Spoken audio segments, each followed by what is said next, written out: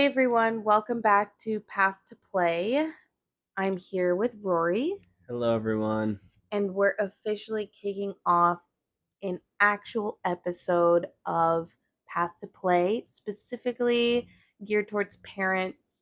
But if you're not a parent and you're just curious to listen, please stay with us. I'm sure you'll learn something or just enjoy our friendly conversation. Or if you're a coach, this also might be a good way for you to give us feedback on other topics to talk about and just sit in on the conversation that you might find relevant. So, Rory, I think today we're going to focus in on around players, specifically soccer players in this context. I think we're very much soccer focused now until we find some pretty good guests to bring on. But soccer focused players within the age group 9 through 12. Yeah, so we decided that 9 through 12 would be a good age to cover because this is kind of when people start moving on from the local recreational leagues and up into the vast abyss of clubs and levels and Yeah. everything. So it's kind of a feeling out time for kids and parents. So I think it's probably a good place to start. Yeah, and I think like the main topic we'll be covering today is as our title suggests is thinking about switching clubs and whether you're at that point or not. I think you start thinking about it early on if something's not going right in your club, but I feel like this age bracket is definitely kind of a turning point in a lot of young players' soccer journeys because it's kind of the fork in the road of where you're trying to really get clear on what kind of player you think your kid's going to be, and I think just most importantly whether they're still sticking with the sport and whether they genuinely like it. And I guess to take a step back even further, the way that our website is broken out is that we cover parent and athlete scenarios as of now, because obviously we're not going to give the same or have the same conversations with parents as we will with athletes. So we broke it out by age brackets for parents. And this was just us in our experience thinking about where we were at those ages and where most of our peers were at those ages. So if you haven't had a chance to explore our website, that's definitely a good way to get a good sense of our angle and why we broke it out that way. So that's kind of where we're starting out today, just thinking about in that age bracket, if and when you're thinking about switching clubs, what are some of the things that might drive those questions? And ultimately, whether it's the right decision for you to consider switching clubs for your child. And I don't know, Rory, like I think this is like a good spot to say a disclaimer that we're not giving advice really. We're just kind of going off our experiences. Yeah, I think it's mainly based on like not telling you what to do, but things to look out for and kind of giving you tools to look out for things and then what to think and what to do kind of based off that and how you feel and how you think your kid feels. Right, because every kid is going to be different. Every Yeah, athlete. 100%. Yeah, every athlete's going to be in a different part of their soccer career or general athletic career, and they're all going to have a different relationship with the sport. So it's important to keep that in mind because I mean just thinking about me and you, we were in very different places when we Yeah. were at the same age. Literally and figuratively, we were in different places. And some kids might grow faster than others. Some might Mhm. just lose a little bit of the passion early on while others might want more. So I don't know, I guess with this thought in mind, I'm curious of your thoughts on why you think this general question of why switching clubs might come up at this time when you're 9. 9, 10, 11, 12 ish. You're in, I don't know, sixth, like third, fourth, fifth grade, sixth grade, kind of those Yeah, ages. probably like 4th through 6th, if I had Yeah. to guess. Yeah. I just think kind of like what I was saying before. It's an age group where kind of like the recreational soccer level starts to change, and I think you see the people who really like soccer and are doing well and want to keep pursuing it and want to step up the intensity, maybe having more practices and being on the ball more and playing just a more competitive level definitely starts to come in at this age. So I think here you'll definitely see people going from recreational to more, I would say, maybe premier levels or more kind of intense levels, and then even up to ECNL and things like that, where those are already Hmm. starting. If you had to remember where you were at that age, how would you describe your relationship with your sport at that time? Like thinking back to however early in that age bracket you can remember. Yeah, I know at that age, I had left, like, the local neighborhood recreational league, and I had moved up to what was considered select, so this was kind of like an in-between level where we didn't really have tryouts, but we had probably 2 practices a week and games on the weekend, and we're in a kinda citywide league, Hmm. so it was definitely much more intense than what I had been playing before, but it was a lot of fun, and I was on a team with a bunch of my friends, and yeah, it was a great time. Yeah, I'm trying to think back to where I was, and my situation was a little bit different because at this point I was playing in Mexico City, so it was so not the same situation, but I will say, I mean, the 3 years that I was there, each of those years I played on a different team, and while it was not structured in the same way that clubs are structured here, at least back then, I mean, the reason for switching was inherently the same. It Mhm. wasn't working out for the goals that my sister and I were trying to get at. Like, we didn't feel like we were getting what we wanted out of the clubs or teams we were at. So you switch. And I think that's kind of what we want to talk about today because I think it's just a looming question for a lot of parents. They're like, I don't really know how to gauge when it's time to switch. If it is time to switch at all, because you don't have to switch clubs if it's working out, right? Right. Yeah, you definitely don't, and that's kind of a big topic is you don't have to force your kid to kind of move up the ladder. I think they will choose if they want to, and I that'll kind of come as tryouts come and things like that. So I Yeah. think for me, I remember around probably 7 or 8 I moved to this team, and it was kind of like a local-ish team, like, I knew most of the people before. A Mhm. lot of our older brothers knew each other, and so we played a lot, and I think Mhm. relatively small team.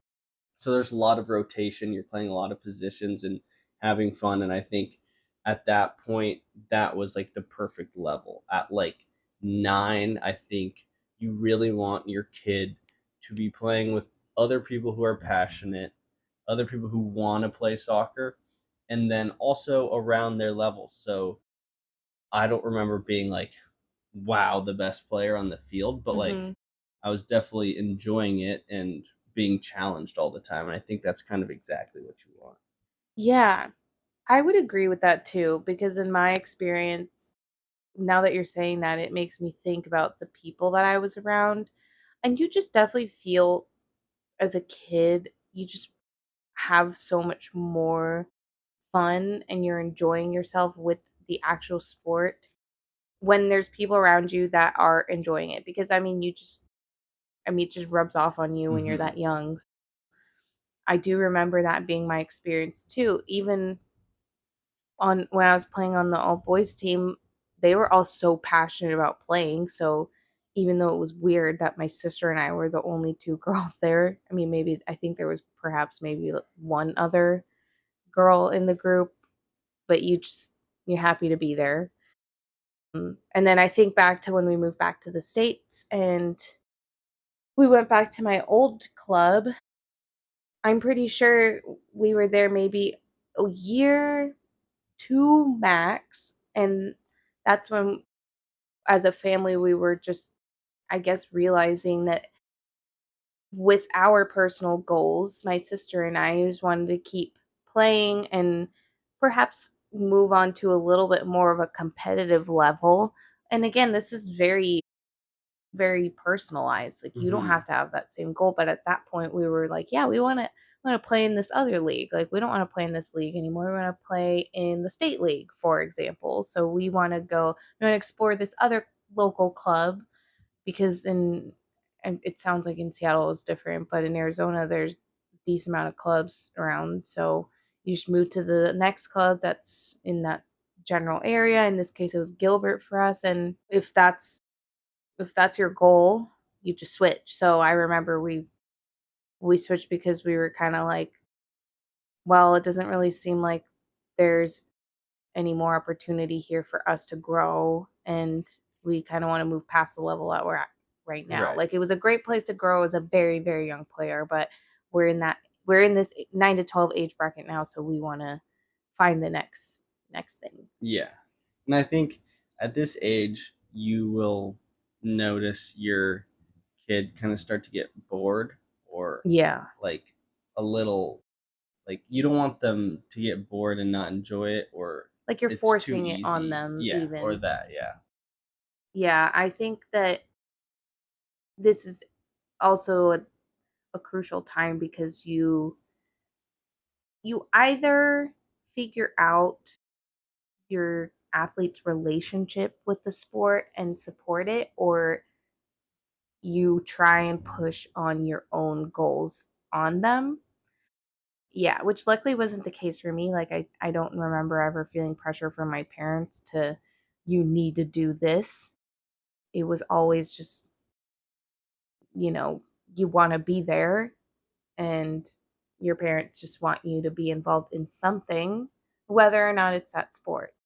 Mhm. So I think that's important too. I mean, if you're not liking it, you're not liking it. And that, I don't think that's a good enough reason to have to switch, because I think that's kind of when you start having conversations with kids of like, beyond asking how their practice was, just like asking if they're enjoying it, or if, if it's visible. I mean, you probably know, or I'm sure as a parent, you probably know your kid best, so you're going to probably quickly figure out whether or not they seem happy. Right. Yeah, I agree. I think at this age, like being the best, I don't know, 12-year-old really doesn't matter. Mhm. It's more of enjoying it and playing as much as you can and trying new positions, and just kind of like getting out there and kind of learning how you are as a player and how much you like the game. So I think those are kind of like the main things you want to target. I agree. You're still young. The goal is still to just enjoy the sport and continue to get better if that's what you want to do. But if you're happy at a recreational level club, I don't think that that's a reason to switch or look somewhere else. Yeah, no, definitely not. So if if you had to look back to this specific age group, can you think of any red flags that perhaps from your parents' perspective you would point out now of, oh geez, even though they're 9 through 12, this this is definitely a weird warning sign of maybe we should think about switching? Or was there a time within this stage in your journey where I think perhaps your parents maybe felt the need to switch you because of some sort of red flag?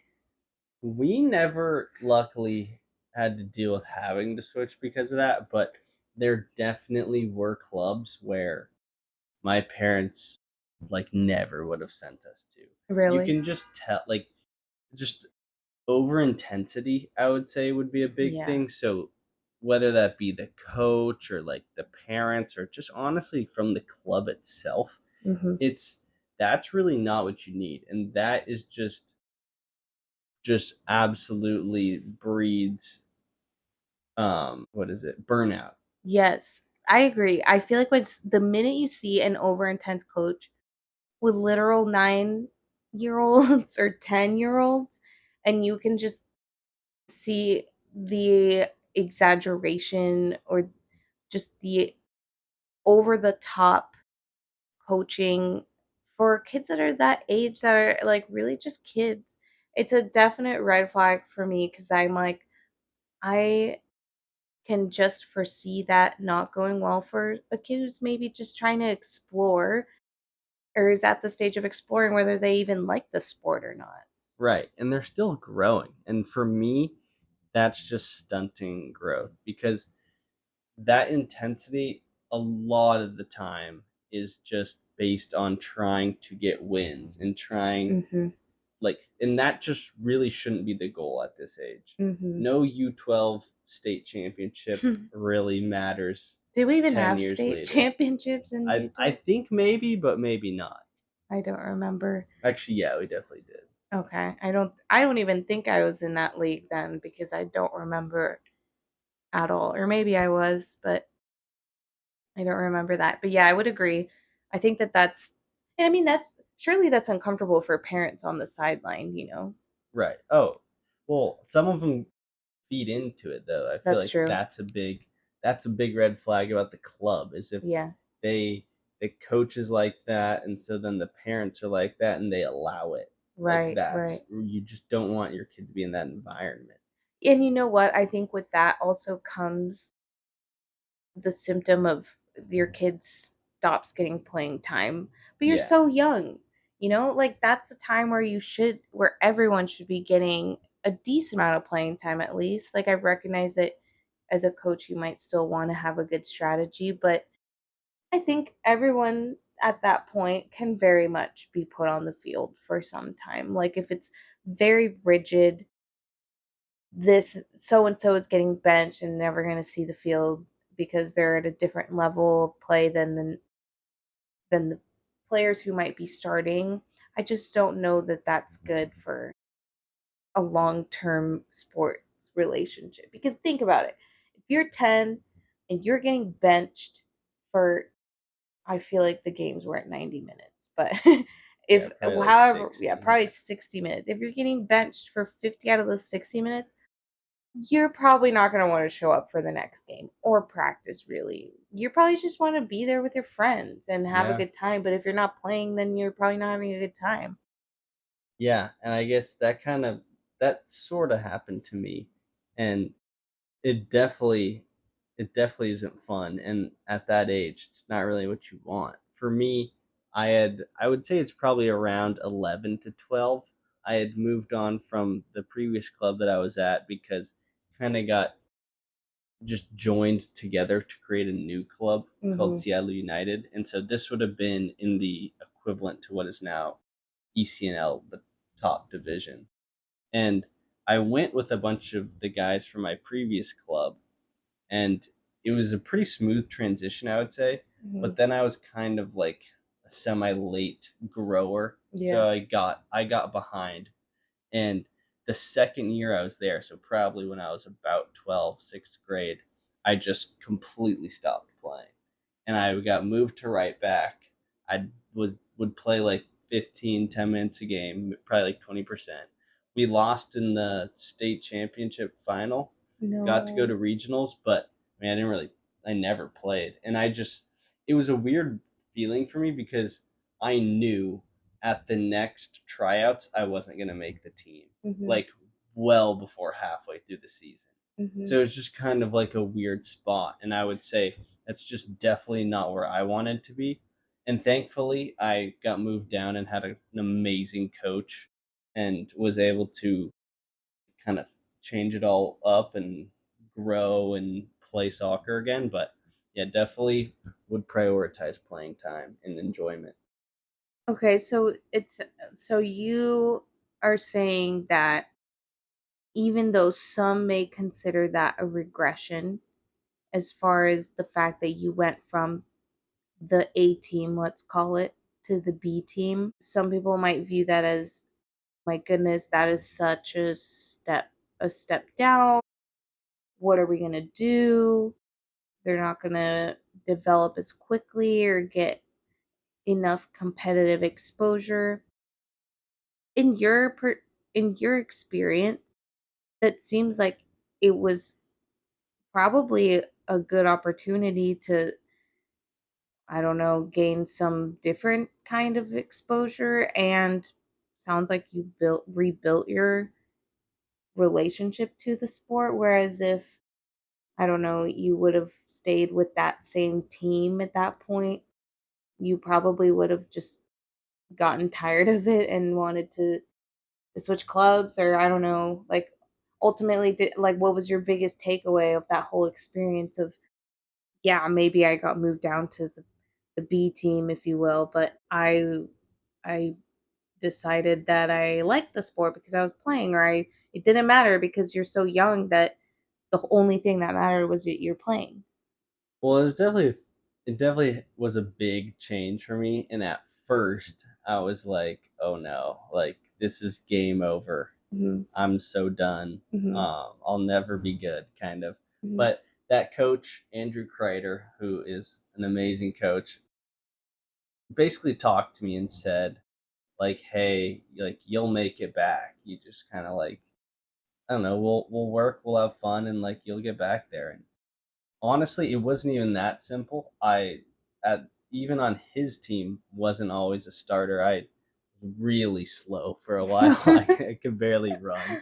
So yeah, Grossford was not nice to me, but that happens to a lot of people. And we had a bunch of guys on my team who probably from 12 to 14 or 15 were on the second team and ended up getting moved up and then ended Yeah. up going on and playing academy with me. So yeah, I would say just as a whole, he really preached like playing hard and intensity on the Mhm, field, but also that like camaraderie, sort of bonding, mhm.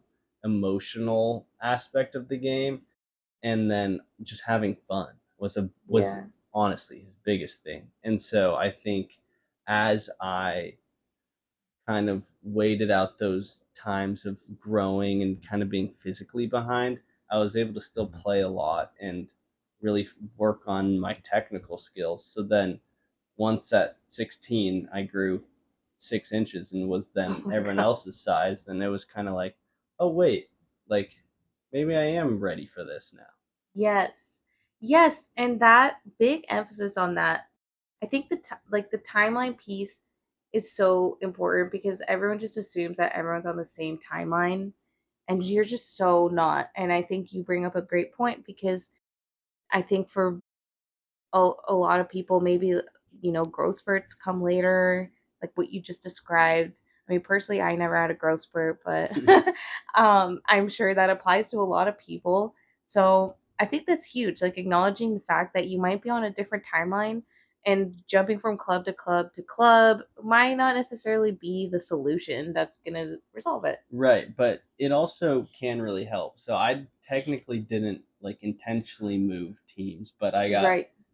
like moved down a level. Fair. But I guess if they hadn't done that and had just kind of kept me on, like you were talking about earlier, like if I had just kind of stayed there, I don't think I would have ever progressed as much as I did. So I think my parents kind of had that, Hmm. but I think just kind of as looking back on it, if they hadn't moved me down, I would have wanted to probably move clubs in the next year or two. Just because at Yes. that crucial age, I was kind of getting told, like, you're unathletic, you can't play, Hmm. rather than like, oh, you can still play and like have fun. Yeah. Which, you know what? Also, though, nothing wrong with wanting to move if you felt that at some point, if you had been on a wrong team and there wasn't really, it didn't really seem like you had any other options, Right. and you wanted to switch clubs, like that, there's nothing wrong with moving because of that. But I also will say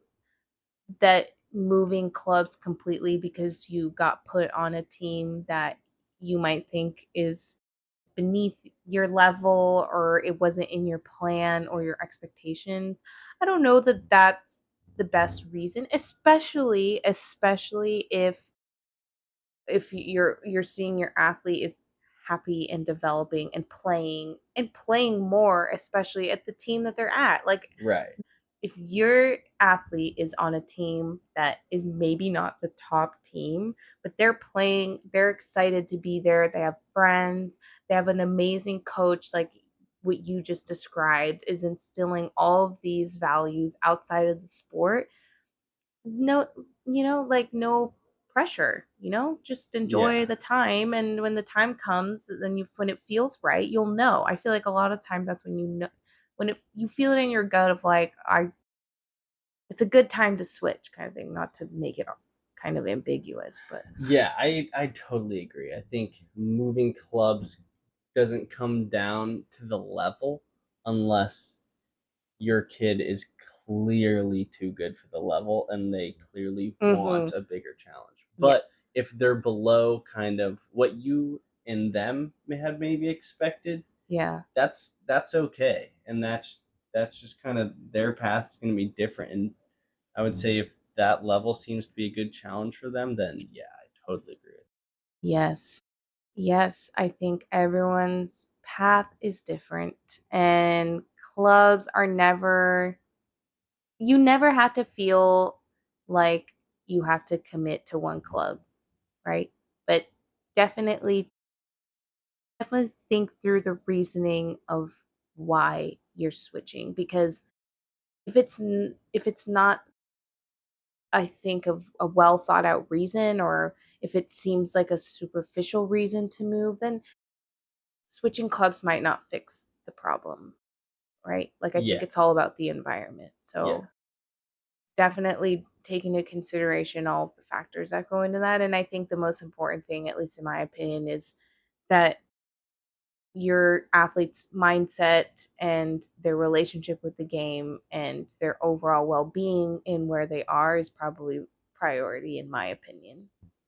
Yeah, I agree. And I think there's just like focusing on them and their progression and their happiness level is kind of the main thing that we want to drive home today. Yes, I agree. And last thing here, rapid fire. At your age, you can pick any age, 9 through 12, but within that range. Do you have a favorite memory of that time period of something related to your club, ideally?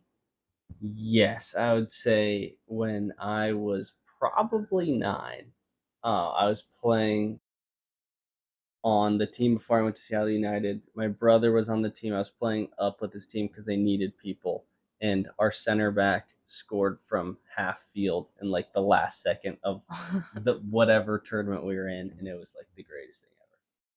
That's so cool. I'm trying to remember back to my favorite memories, but I will say, actually, very similar to you. Some of my favorite memories were when I was playing up an age group with my sister because it's just more fun. And Hmm. you can also feel that the logistics work so much better for Oh your yeah, parents. oh yeah, So it just makes everything a lot smoother. Okay, that is all we have for today, I think. And we're going to be coming back with more content, like we said, split between parent and athlete. Hopefully, this was helpful. Whoever's listening, thanks for tuning in. And we'll see you at the next one, hopefully. Thanks for listening. yeah. Thanks for listening. We'll see you guys next week.